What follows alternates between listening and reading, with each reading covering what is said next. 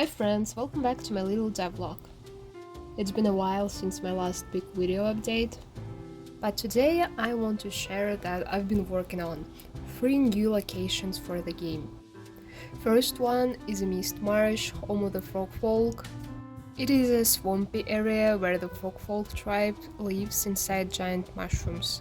Out of all my locations so far, I think this one has my favorite grass design, and I'm planning to use the same style everywhere else now. I've drawn 4 houses so far, including the elder's house, which I'll redesign a bit in the future because I don't like it anymore. There are also small swamp ponds here. And a fun discovery for myself that was a missed opportunity when I drew all the tiles previously. I don't need to draw rotated tiles anymore, I can just rotate them in a Godot. This saves me a ton of the time now.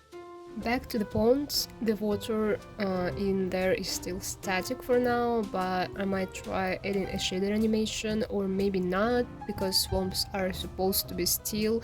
What do you think about that?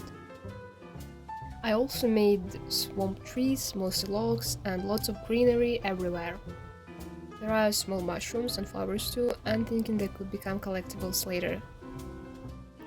The second location is a hollow tree library. Hollow tree library is exactly what it sounds like, a library hidden inside a huge tree. You enter through a big hole in the trunk. Inside there is a friendly owl who's the keeper of all knowledge.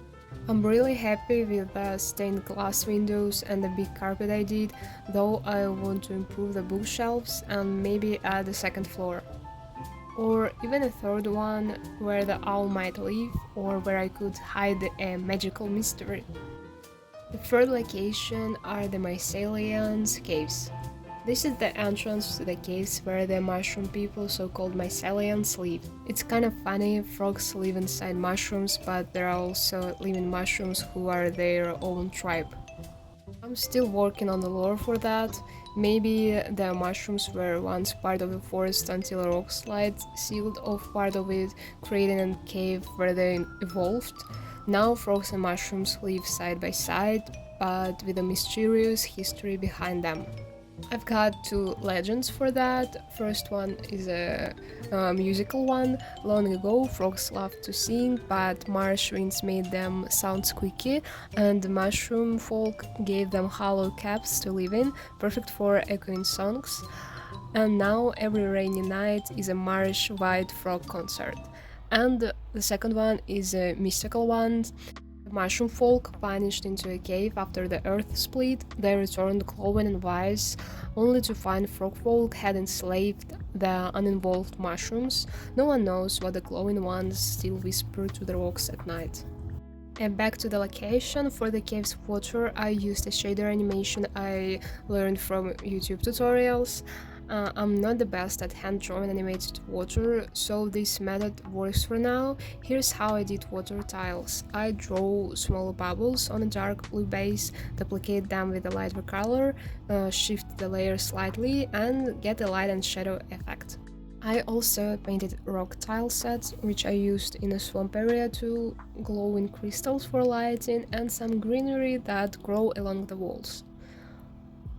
And that's it for today's progress. Now I'm curious, which frog in the mushroom legend do you like more? Or maybe you have your own ideas for why they live there.